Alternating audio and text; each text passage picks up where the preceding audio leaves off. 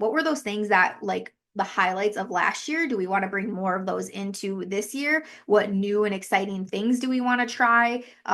Really, what do you want your relationship to look like? What is the ideal relationship? And if you're already living in your ideal relationship, how can you make it even better? Because we can always make it better. Always make it better.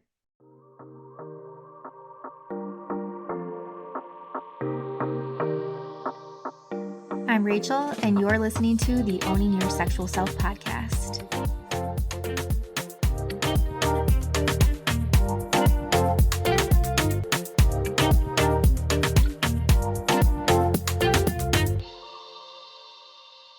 Hello, friends. We are back for another little potty podcast. Does anybody else do that? Put like a Y on the word and then repeat it without the Y, like snacky snack, potty podcast. You get it. Anyways, hello. All right. So a little late than I wanted to be to record this episode, but then, I got out of my own way and I was like, listen, people can check in with their relationship and set a word and an intention for the year, no matter what part of the year it's in. So yeah, it's coming a little late, end of January. However, what I've found from a lot of people so far is that first week of January was like basically still 2024. And I'm finding that a lot of people are feeling like end of January, like, okay, I got my bearings back now. Where school is back, work is back, holidays are over. My Christmas stuff, for the most part, is put away.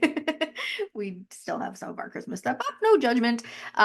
But right, so I feel like maybe now is a good time. Okay, let's whoosah and let's check in with our relationship and figure out what do we want to call in for this year? What the fuck even went down last year, right? So, this episode today is something that I like to take my clients through when I'm working with couples or even when I'm working with individuals, and also something that Danny and myself do each year. And I got this from my mentors, Alexa and Jordan Bowditch, from back in the day when I was working more closely with them. And they have a podcast on this too. But I've revamped it a little bit. I've taken kind of what Danny and I have been doing and what has worked really well for us, and this one I'm recording on for you guys today, how to just get a little bit more intentional in your relationship. So, choosing a word, right? This is something, you have those end of the year conversations like, what are your goals? What do you want to call in for the year? And we know, what was it this year? January 10th? Yeah, so 10 days into the year, January 10th is known as the Quitter's Day because most people stop their goals or give up on their goals by January 10th, which is literally just crazy to me. 10 days in, right? And you're already like, fuck this. And then I think it's by, for those of us that go to the gym, the first like January gym is packed. February starts getting a little less packed. I went to spin class this morning. Class was not full. I'm recording this on January 24th. So anyways, all that to say is that goal setting, yes, I love setting a good goal. I love that, but for a lot of us, it just doesn't last. It just doesn't keep the spark. It doesn't keep the motivation. So what I've been finding that when coming up with one word, and there's a book on this actually, I try to listen to this book at the end of every year going into the next year, and it is called One Word. One word that will change your life. And they in this book go a little bit more deeper into the science behind choosing just one word for your year versus saying, I have these 10 goals that I want to work towards. Take those 10 goals. If you're doing this individually, take those 10 goals. And then what is one word that is sort of the overarching theme of those 10 things that you want to achieve or do for the year? So that could be just a helpful tip because then I'm like, okay, so our word in our relationship this year is unplug. That was the word that we came up with together. And so that is the overarching theme of our relationship for this year. And unplug came down to, for us, like just being more intentional with our time, unplugging from social media, scrolling, watching TV, playing games on our phones, playing video games, even whether it's together or individually. So our word, and then we've been using it as a code word of unplug. So if we find ourselves sort of sitting on the couch and we're maybe sitting on separate couches or we're sitting next to each other just scrolling and the TV's on and right, all these things are happening. One of us notices and they're like, whoa, let's unplug. Let's put our phones down, like actually watch the TV show that we have on, or maybe catch up from our day. And or if we're been kind of missing each other with relationships, that happens, right? Life happens. It's like we feel like two ships in the night passing, and taking conversation beyond how was your day? Good. How was your day? Good. Cool. On with the day, right? we can get into it so much more. So anyway, so I kind of have a formula for you to go through with your partner to be able to figure out a word. What is going to be your word for the year? And first and foremost, you need to set up the scene. So step one is set up your scene. This is not something to do when TV is on or you're multitasking. It is definitely something that deserves some attention and intention, if you will. So finding a cozy spot where you can both feel relaxed, you can both talk, gathering some materials, maybe if you want to use paper or pens, maybe light a candle, maybe turn on like some soft music. I love a good lo-fi playlist, music that has no words, that just creates that calming atmosphere. Maybe some bilateral beats playlist that you can find on Spotify or Apple or whatever you use to listen to podcasts, but you're just creating a vibe for each other, right? Be able to settle in, cozy up, and just be there with each other. And then the first thing that you're going to go into is reflecting on the past year. And again, you can do this at any time. Some couples like to do this in the beginning of the year, and then maybe like come June, summertime, you're kind of checking in, like how are we doing on that word? Or maybe things have changed. A lot can happen in 6 months, so maybe we need to change up our word. Our focus is now shifted to, something else perhaps. So really, again, you can do this at any time, but take a time wherever you're at in your year when you're listening to this, and reflect on that, on the past year. What has happened from June of last year to June of this year? What has happened from April of last year to April of this year? And what I find helpful personally when I'm doing this, because for so many people, I hear like, I have no idea. Like, it's hard to remember what we did this year. My husband is one of these people, like, hard to remember what it was this year. Oftentimes he'll reflect on events and I'm like, that was 2 years ago. Or same thing, I'll do that and he'll be like, that was like 5 years ago. I'm like, oh, still feels fresh. So I like to look back in my planner. I'm a planner girl. I have a paper planner, I have a G calendar, all of the things. So that is helpful for me to be able to look back, or using Facebook memories, Time Hop app, just scrolling back through your social media. If you're someone that posts, could be helpful, or if you're someone that keeps a journal, looking back in your journal. So there are tools that you can use to kind of reflect and refresh your mind, if you will. And so that's the first thing you do. And when you're looking back on this past year, a couple little sub points here for you. First, celebrating the highlights. What were the goods of the year? What were the highlights of the years? This can be anything from achievements or fun experiences that you had, new traditions that you created, trips that you took, time spent with loved ones that you did. Reflecting for us, it was like, what in our relationship, that is one thing that we really prioritize, is our time together and how we're spending our time together. And so, reflecting on how we overcame obstacles and challenges and just hard times in the year was also helpful.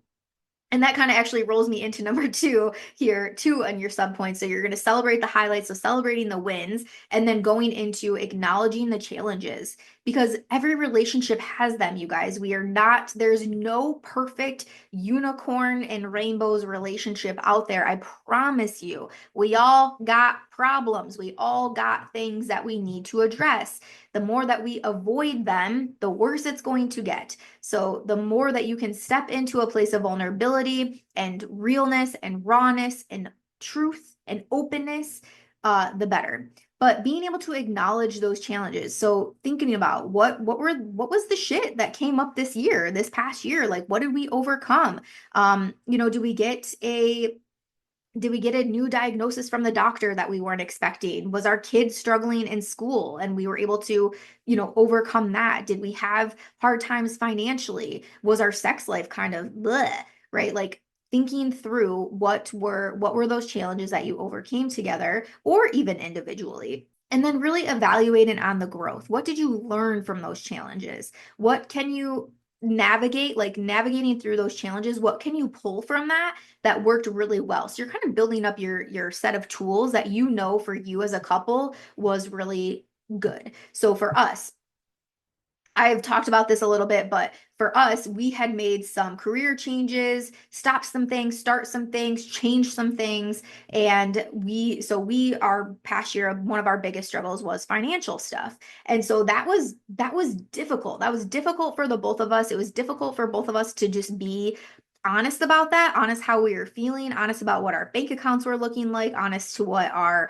savings accounts were looking like, our credit card debt was looking like, medical debt for us, it was a new thing that showed up in 2024. And so it was really hard for us to come to those truths. And so for us to be able to reflect on that and evaluate that, communication is one of the best things. So, for us to be able to sit down and like deep breath, I'm going to say this thing and it's really fucking hard and I really need you to hold space and hear me and understand me, and not get mad or not shame me or be upset or disappointed, right? All of those things. This is what I need from you. And to be able to talk about that. And I'll tell you, like, those conversations, those get emotional, those are hard. We have to swallow our own pride, swallow our own shame in a way. And being able to sit down and talk about them, how we felt coming out of that, the relief, the support, the love, how open that made future conversations to happen, was so key for us. Also, play was another big thing. Despite 2024 being one of the hardest years for us, we played. We still had fun. We still traveled. We still had time with friends. We still did our fun summer boat activities. We went to New Orleans last year. If you listen to my recap of 2024, like, we fucking lived. We still lived our life despite these hard things that we're going through. So I would say play, and just even internally in our day to day, just continuing to laugh with each other, laughing through the hard times and really feeling through the hard times is a big piece of it. So considering, yeah, evaluate the growth, evaluate what was the good that you can pull out of the challenges that you faced. All right. And so here you're looking for those patterns, you're looking for any identifying, recurring themes that you've had. What stood out to both of you? Were there any areas where you felt particularly disconnected or connected? Discussing values that you have. And this is kind of, again, looking for those patterns in the past. So maybe if you're finding, for communication or conflict, maybe you're finding you're in a loop, right? Maybe that's something that come up. Or last year we didn't do so great at connection time or traveling or spending time with friends, or getting stuff done around the house that we always say we want to do but we're not doing. So that, those are some of the things that you want to reflect on. And then when it comes to choosing a word together for your year, and again, you're choosing, in the end, you want to just have one word. But when you're starting this, I want you to start with a brainstorm, literally just a brainstorm session. So thinking about, all right, what do we want to call in for? What were those things that, like, the highlights of last year? Do we want to bring more of those into this year? What new and exciting things do we want to try? Really, what do you want your relationship to look like? What is the ideal relationship? And if you're already living in your ideal relationship, how can you make it even better? Because we can always make it better. Always make it better. So brainstorming together, thinking about, again, what do you want to achieve? How do you want to feel? How do you want to cultivate that in your upcoming year? And just start writing out words. Both of you start writing out words. It's okay if you have different words. In fact, I hope that you have different words, but I just want you to start writing out words. And then from there, you're going to be able to go and see, okay, what words are kind of similar. So if I have connectedness and togetherness, right? Both are kind of similar. If I have happy and fun, or fun and play, right? Like, kind of similar. So then you can start to narrow down your list from that, crossing out. So if I have fun and play, what one do I resonate more with? What one feels more like us? And then cross off the one that is not the answer to that. Okay. So you're narrowing it down and really thinking, if you can get it down to 3 words, narrow it down to 3 words, and then start to discuss the reasons for each of you. What comes up when you feel into this word, if for us, unplug, right? When we were I'm trying to now think what our other words were. Probably intention, connectedness, that those things always come up for us. Yeah, unplug, communicate. I can't think now. We did this a couple weeks ago, but anyways, we talked about the meaning behind each of the words for us. And it was like if you're a Pitch Perfect fan, it was like a riff off. So we're back and forth, like, okay, yeah, like, okay, so we can unplug in our financial life, like unplug as in we're unplugging our credit cards. We're not going to use our credit cards. We're going to get very serious on our finances and really get us into a place where we're feeling good again. We're going to unplug. You've heard me time and time again. I talk about our no TV Tuesdays. So we're going to unplug and really, for us in 2024, our no TV Tuesdays, a lot of nights we would be like, nah, like, okay, we're going to spend the time together, but I just really feel like watching a movie tonight, or we're going to play video games. That was a big one. We love us a Mario Party. So it was like we felt like we weren't watching TV, but we're playing a video game, so it's okay. But really for the both of us, and when we do this activity, we do it in our connection room, in our attention room. And every single time we're in there, we're just reminded, like, gosh, like how good it feels to truly unplug, to truly be away from our phones, from TV, social media, all of that. And the only devices really in that room are music. We love having music on, but to truly be able to unplug, and the conversation that comes out of moments in that room, the connection that we feel coming out of that room, the intimacy that we feel coming out of that room, that was it for us. We're like, okay, we want more of this. And so that is essentially how we came up with our unplug for the year.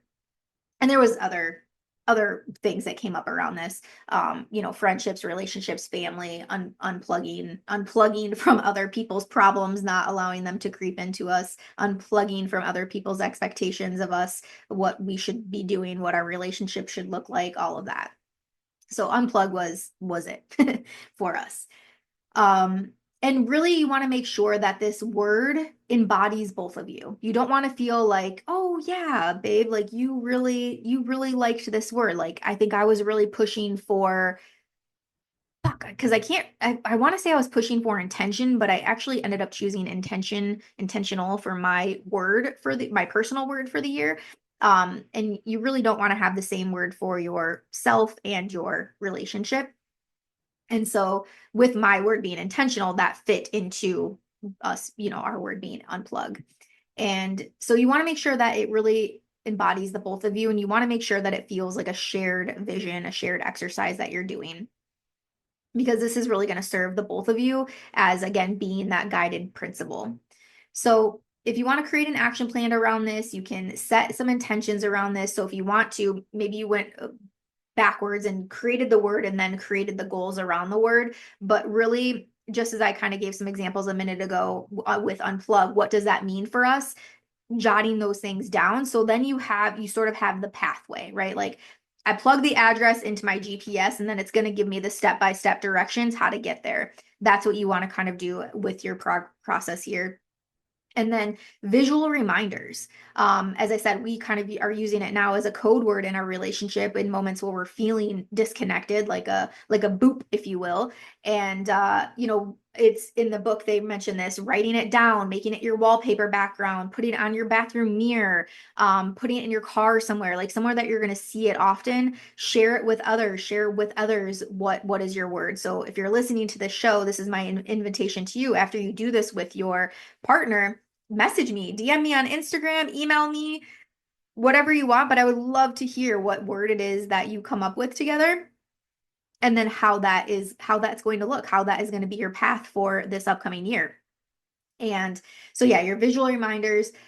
And then again, you want to check in. My intention for this is not that you're like, okay, our word is unplug, and then we forget it by February, right? Or come October, we're like, what was my word again? So schedule check-ins with each other. I have on my website, if you go to rachelmaine.com, one of my most popular downloads for people, it's a free download, is my relationship regroup.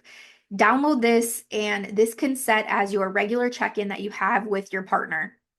I think for most people, for relationship wise, words that are going to come up is growth, honesty, again, connectedness, togetherness, intention, fun, play, travel, maybe. And so the relationship regroup that I have covers all of those topics. You're going to talk about finances, you're going to talk about your social life, your intimate life, um, carving out time for, right, when we do carve out time for our intimacy, what do we want to do with that? How can we be more intentional? How can we create more connection? And I promise you, if you want to have more connection in your life, step one is carving out time to talk about your relationship. Talk about the hard things, talk about the good things, talk about what is going on in your life, asking for support, providing support. Scheduling check-ins is literally a must. I don't think I've ever actually like came out and said that, but I feel strongly that it is a must in order for relationships to live to the expectations that they have set for themselves. All right. Final piece here is going to be celebrating your progress. When you're doing those check-ins, celebrate those wins. Celebrate if you do something on a month to month, like, all right, February 1st or around the 1st of February, we're going to recap January. How did we do well at unplugging? What do we do good at? What do we want to improve on? I love questions on the regroup. There's a check-in part in the beginning. How did you feel loved by me? How can I make you feel loved? How can I help you feel more loved going into this next week? So continuing to reflect on your progress, and again, remembering shit might hit the fan, something might happen, and if your word needs to change, that's okay. This gets to be fluid. You get to make this work how it works for you. These are just some guidelines to give you. Yeah, so this practice really is designed to set that positive tone for you and your relationship going into the year, but then also, again, fosters that deeper conversation, that deeper connection between you and your partner. And remembering that this is to support and reinforce your goals in your relationship. Don't let noise from other people, other relationships come into play. Even here, this podcast, you heard me say, a handful of words that in my opinion, might come up for people. That doesn't mean you need to choose one of those words. If you come up with another word for you and your partner, great, right? Like, have it be authentic to you. All right. Again, invitation. Tell me your word. I'd love to hear it. Send me a DM on Instagram at the Rachel Main. And I hope you enjoyed this. Have fun, have play, and I shall see you on the next episode. Bye. Thank you so much for listening to today's show. If you loved it, be sure to subscribe so that you never miss an episode. And if you really fucking loved it, make sure to tag me on social media at the Rachel Main. I'll see you next week.